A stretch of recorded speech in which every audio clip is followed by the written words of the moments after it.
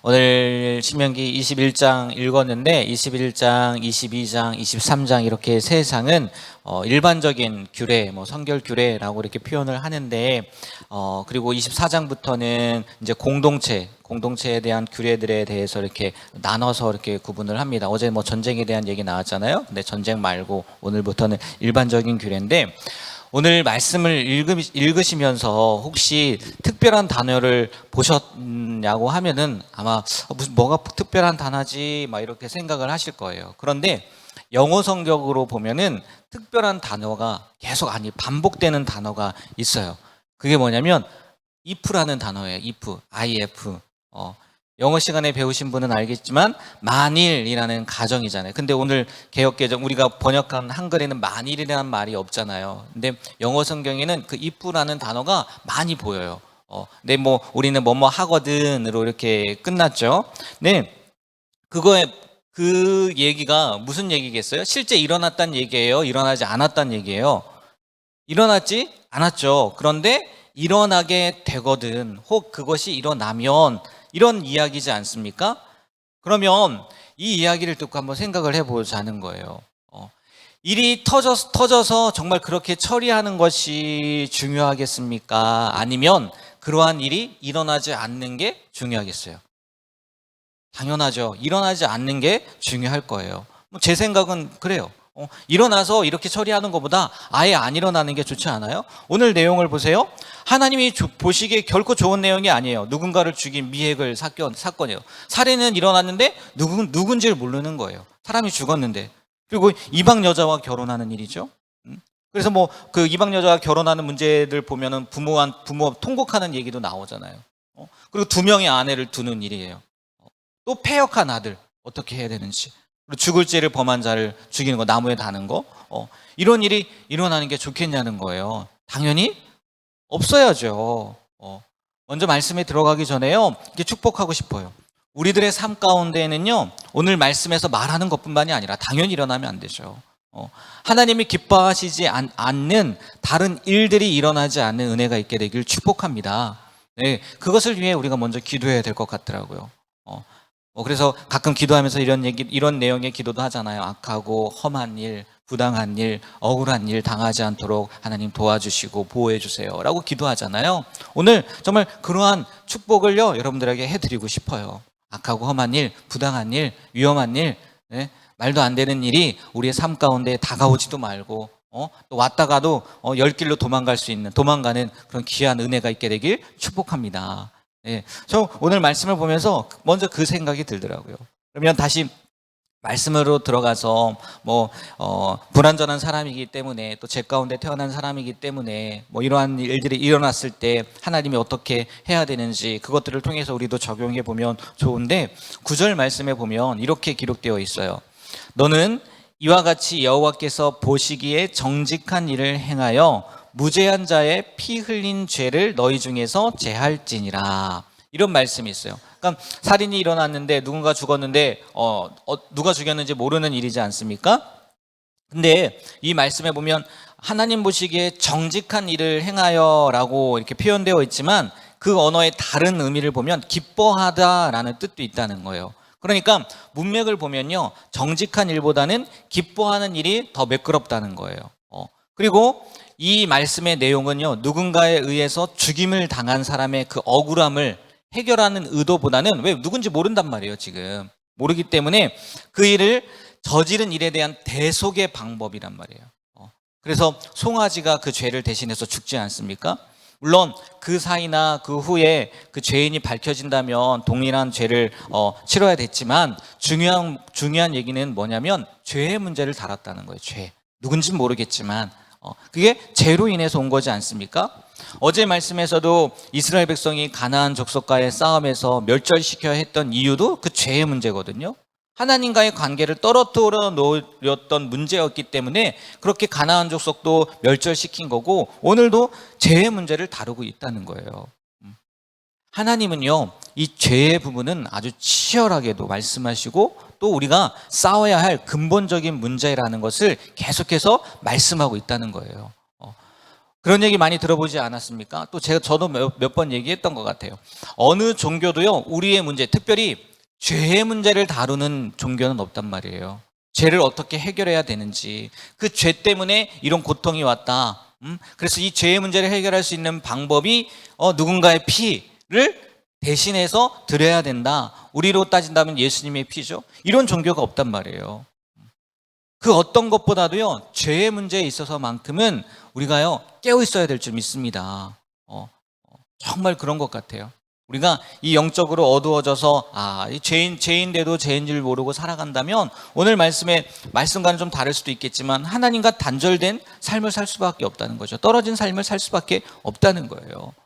저는 첫 번째 그 사건을 통해서 이런 말씀들이 생각이 나더라고요. 그리고요, 두 번째요, 여자를 취한 문제거든요. 이방 여자를 취한, 전쟁에서 포로를 잡아온 여자를 취한 문제인데 14절에 보면 이런 말씀이 있어요. 그 후에 내가 그를 기뻐하지 아니하거든 그의 마음대로 가게 하고 결코 돈을 받고 팔지 말지라. 내가 그를 욕보였은즉 종으로 여기지 말지니라. 전쟁에서 이겨서 포로로 삼았단 말이에요. 그런데 그 중에 여자가 너무 마음에 드는 거예요. 그래서 아내로 삼고 싶은 마음이 생겼어요. 근데 나중에 뭐 한다는 거예요? 그를 기뻐하지 않게 되었다는 거예요. 싫어하게 되었다는 거예요. 그때 뭐 하라고요? 팔지 말라는 거예요. 종으로 팔지 말라는 거죠. 그 당시 사회나 그 문화적인 부분을 본다면요, 상당히 진보적인 내용이라는 거예요. 어디 그런 게 어디 있어요? 물론 아내로 삼았다고는 하지만 포로란 말이에요. 전쟁 포로로요. 어떻게 보면 놀이객감으로 삼아도 되고요, 마음에 안 들면 종으로 팔아도 되는 거고.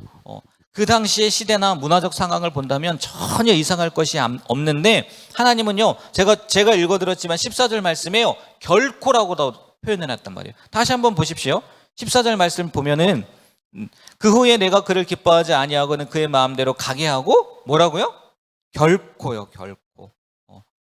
하나님께서는 절대, 결코라는 표현까지 쓰시면서 하지 말라고 하고 있단 말이에요. 왜 그런가 봤더니 이거더라고요. 이 사람이요, 그 여자를 아내로 삼고 싶은 무엇이 있었어요? 소원이 있었어요. 소원. 물론 그 소원 이면에는 뭐 마음에 들어서 사랑해서 일 수도 있겠지요. 그 정도로 좋아했다는 거 아니겠습니까? 그런데 살다 보니까 여자가 마음에 안 들게 된 거예요. 무슨 이유인지 모르겠지만. 그러면 그녀 마음대로 보내야 된다는 거예요. 종으로 팔지 말고. 무슨 얘기냐? 네가 이런 소원이 있었잖아. 그래서 소원으로 취했잖아. 그러면 그 소원에 대한 뭐가 있어야 된다고요? 책임감이 있어야 된다는 거예요. 책임감. 바꿔 말하면요, 이게 하나님이 기뻐하지 않은 거잖아요. 어떻게 보면 우리의 뭐예요? 욕심이잖아요. 그 사람의 욕심으로 취한 거 아니겠습니까? 그러면 이 얘기인 거죠. 네가 욕심으로 만약에 그것을 취했다, 그러면 그 욕심에 대한 책임은 누가 져야 된다고요? 네가 져야 된다는 거죠. 네가. 우리의 삶을 통해서요, 이런 일들이 참 많이 일어나는 것 같지 않아요? 욕심 때문에 일을 벌여요. 근데 지나고 보니까 이게 문제가 되는 거예요. 그때 어떻게 해요? 하나님 해결해 주세요. 우리의 모습이 그렇다는 거죠. 우리의 모습이. 그러나 분명한 것은요, 성숙한 그리스도인이라면, 하나님의 말씀에 순종하는 그리스도인이라면 그러한 일을 범해서도 안 되죠. 생기면 안 되죠. 근데 만약에 그러한 일들을 범했다면, 우리가 그 소원을 가졌다면, 아니 그 욕심으로 무언가를 했다면 그거에 대한 뭐도 질 줄 알아야 된다고요? 책임도 져야 될 줄 안다는 거죠. 책임도. 그러니까 욕심을 내기 전에 먼저 그 이면에 나의 마음을 살펴보고 또 그 이후의 일까지도 우리가 생각할 수 있는 지혜가 있었으면 좋겠어요. 정말 if 만약 뭐뭐 하거든 이라고 오늘 말씀의 시작에 그렇게 되었는데 그러한 일들이 안 일어나는 게 좋잖아요. 그죠? 정말 그렇게 하나님 앞에서도 사람 앞에서도요, 바른 모습으로, 올바른 모습으로 살아갈 수 있는 우리가 되길 축복합니다. 그리고 17절 말씀을 보면은 이제 그 재산을 남겨주는 거지 않습니까? 이런 얘기가 있죠. 반드시 그 미움을 받는 자의 아들을 장자로 인정하여 자기의 소유에서 그에게는 두 몫을 줄 것이니 그는 자기의 기력의 시작이라 장자의 권리가 그에게 있음이니라. 뭐 한편으로 이해가 될 수도 있지만 저는 이해가 안 되더라고요. 이 말씀을 보면서. 두 아내를 두었단 말이에요. 근데 하나는 사랑을 받고 하나는 미움을 받았다는 거예요. 아니 미워할 거면 왜 두 아내를 두는 거지? 이런 생각이 들더라고요. 둘 다 사랑해야 되는 거 아니에요? 그렇게가 안 되나요? 하긴 뭐 그렇게 해본 적이 없으니까, 그죠? 아니면 한 사람은 많이 사랑하고 다른 사람은 그것보다 덜 사랑하든지, 왜 미움을 받는다고 표현을 했는지 모르겠더라고요. 저로서는 도무지 이해가 되지 않더라고요. 뭐 굳이 뭐 이해를 하려고 하면은 한 사람과 결혼해서 살았다가 싫어지니까 다른 여자를 또 데리고 온 건 뭐 이런 상황인가? 뭐 이렇게 생각할 수도 있겠죠. 아무튼 남자들이 문제더라고요. 말씀을 보면 남자들이 우리 여자분들이 많이 계신데 남편을 좀 너그럽게 봐주셨으면 좋겠어요. 원래 이런 사람들이는 거, 원래 이런 사람들. 구약 시대부터 하나님께서 이렇게 남자들을 두고 말씀하신 것을 보면은 그런 것 같아요. 그래서 아담에게 하나님이 하와 주신 거잖아요. 사람 좀 만들어 보라고. 안 되겠다고. 어찌 됐건 지금 오늘 말씀을 보면 사랑받는 사람의 아들이건 미워하는 사람의 아들이건 하나님께서 세우신 그 장자 축복의 법칙을 벗어나게 하지 말라는 거예요. 무슨 얘기냐? 아버지의 편견, 아버지의 편애로 인해서 억울한 일이 생기지 않도록 해야 되고, 당시의 율법과 관습이라는 그 법규를, 하나님께서 주신 그 법규를 잘 지켜야 한다라는 것을 보여주고 있는 말씀이라는 거죠. 이 말씀을 통해서 딱 우리에게 적용하는 것도 그게 되지 않겠습니까? 이런 일은 당연히 일어나면 안 되겠지만 우리도 편견, 편애, 이것 때문에 사람을 다르게 대할 수도 있다는 거죠. 다르게 대할 수도 있다는 거예요. 그렇게 하면 된다고요? 안 된다고요? 안 된다는 거예요. 안 된다는 거예요. 정당히 정해진 대로 억울함이 생기지 않도록 우리가 편애하거나 편견을 보이는 게 아니라 똑같이 대할 수 있는 그런 귀한 삶을 살았으면 좋겠습니다. 쉽지 않을 것 같기는 해요. 어제 수요 저녁 예배도 다 사랑하지만 신뢰하는 자녀가 있다고 이렇게 말씀을 드렸던 것 같은데 쉽진 않지만 그래도 우리가 그 중심을 잘 잡을 수 있었으면 좋겠어요. 중심을. 그리고 마지막으로요. 21절 보면은 21절은 다 같이 한번 읽어볼까요? 그 성읍의 모든 사람들이 그를 돌로 쳐 죽일지니 이같이 내가 너희 중에서 악을 제하라. 그리하면 온 이스라엘이 듣고 두려워하리라. 어떤 사람을 돌로 쳐 죽이라는 거예요? 어떤 사람을? 패역한 아들이에요. 패역한 아들. 정말 그런데 이러한 일이 일어났을지 궁금하기는 해요. 왜냐하면 부모의 사랑은요, 어떻게 표현할 수가 없잖아요. 아무리 패역한 아들이라도 사람들에게 내어져서 돌로 쳐 죽이게 내어졌을까라는 생각이 들기는 해요. 예전에 정말 오래된 영화인데요. 공공의 적이라는 영화. 잊혀지지가 않아요. 다른 장면은 잘 생각이 안 나는데 이 장면만큼 잊혀지지가 않거든요. 진짜 패역한 아들이에요. 아들이 부모의 재산을 얻기 위해서 어떻게 해요? 부모를 죽여요. 죽인단 말이에요. 그런데 그 죽이는 과정 가운데에서 아들의 손톱이 땅에 떨어졌단 말이에요. 칼을 이렇게 하다가 땅에 떨어졌다고요. 근데 그거를 어떻게 하는 줄 아세요? 어머니가 죽어가면서 그거를 입으로 넣는다고요. 손톱을 넣는 장면이라고. 이게 뭐예요? 부모의 마음이란 말이에요. 부모의 마음. 그런데 사람들 앞에서 이 자식은 완악하고 패역하고 우리 말 안 듣고 방탕하고 술에 잠긴 자라고 하면서 뭐 하는 거예요? 죽이라고 내주는 거잖아요. 이 자식 죽이라고. 이런 일이 있었을까? 그런 생각은 들더라고요. 근데 이게요, 저는 그 생각이 들더라고요. 그래서 어떤 생각이 드냐? 부모에 관한 부분보다는, 부모에게 말하는 것보다는 자식들 보라고 주신 말씀인 것 같다라는 생각이 들더라고요. 너희들 정신 똑바로 차려라. 부모에게 순종하고 효도하고 살아야지.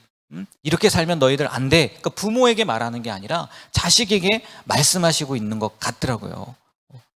예전에 이런 이야기를 들었어요. 부모님께서 우리에게 베푸시는 사랑을 100%라고 한다면 부모님이 우리에게 자식이 부모에게 하는, 정말 효자들도 많잖아요. 효도하는 사람들도 많은데 자식이 부모에게 하는 거는요 몇 %인지 아세요? 몇 %? 몇 %나 될 것 같아요? 많이 될 것 같잖아요. 근데 그게 이 통계로 나온 건가 뭔지 모르겠는데 0.7%라는 거예요. 부모가 100%라면 자식이 부모에게 하는 그 효도라는 게요 1%도 안 된다는 거예요. 10분의 1도 안 된다는 거예요. 그런 것 같아요. 그래도 나는 효자인 것 같은데 그런 얘기가 있더라고요. 오늘 이 말씀을 들으시면서 뭐 앞에 부분은 뭐 다 잊어도 좋을 것 같더라고요. 이 마지막 부분 부모에게 하는 말인 것 같지만 자식인 나에게 하나님께서 이렇게 살아라 라고 말씀하시는구나 라고 생각하시고 0.7%가 아니라 0.7%가 1%도 안 되는 거네요. 진짜 0.7%는 10%도 아니네요. 10분의 1도 아니네요. 우리가 정말 부모님에게 온 마음을 다해서 효도할 수 있는 그런 귀한 삶을 살아갈 수 있는 우리 자녀들이 되길 주님의 이름으로 축복합니다.